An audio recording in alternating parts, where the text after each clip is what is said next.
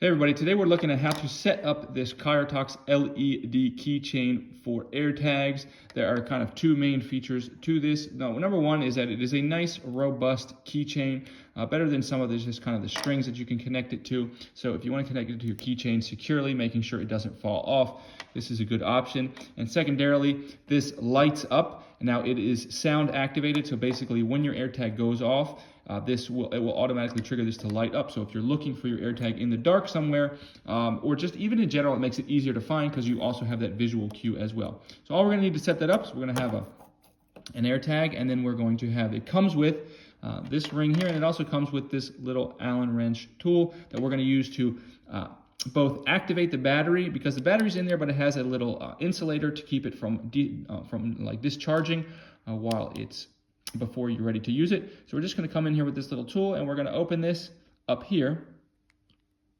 Once we have this opened here, we're just going to fold this open, and we're going to do two things. We're going to put our AirTag in, but then before we put our AirTag in, I want to show you, when you first order it, see this little tab here?